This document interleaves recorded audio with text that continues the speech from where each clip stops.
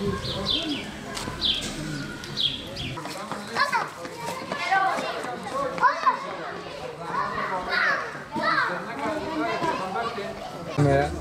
خوازن و مالباتا و دین روزا لحظه ساعت یکتی جیم میتینگ علانی خدا جوازی به قاز بجوره انشالله رحمت دی باریا خدا جوازی ام خوازن و مالباتا و تولوی دین روزا لحظه ساعت یکتی جیم میتینگ علانی انشالله خدا جوازی به قاز بجوره رحمت دی باریا روزم پیغمبر صلی الله علیه و سلم روزا لحظه ساعت یکتی ام خوازن و مالباتا و دین میوانی من انشالله خدا جوازی به قاز بجوره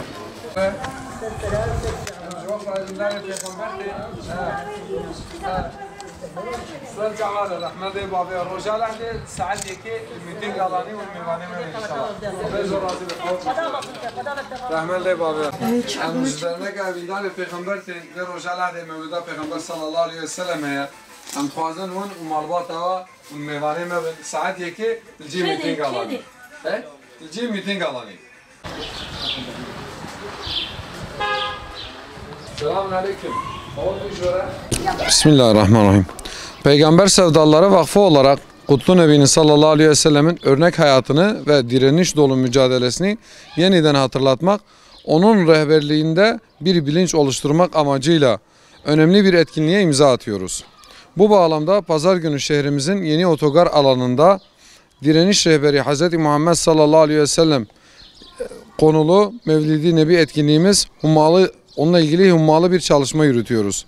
Etkinliğimizin duyurusunu en geniş kitlelere ulaştırmak ve Batman halkının her bir ferdini bu manevi atmosfere davet etmek amacıyla özel bir gayret gösterdik.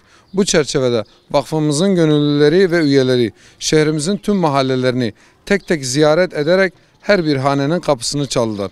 Bu samimi ziyaretlerimizde etkinliğimizin davetiyelerini kıymetli Batmanlı hemşerilerimize bizzat takdim ettik. Bu anlamlı Mevlid programımıza teşrif etmeye onlara davet ettik. Amacımız Peygamber sallallahu aleyhi ve sellemin sadece bir peygamber olarak değil, aynı zamanda zulme karşı duran ve haksızlıklarla mücadele eden onurlu bir yaşamını yol gösterisi olduğunu göstermektir. Bu etkinliğimiz vesilesiyle Peygamber Efendimizin hayatından ilham alarak günümüzün zorluklarına karşı nasıl bir duruş sergilememiz gerektiğini üzerine düşünmeyi ve bilinçlenmeyi hedefliyoruz.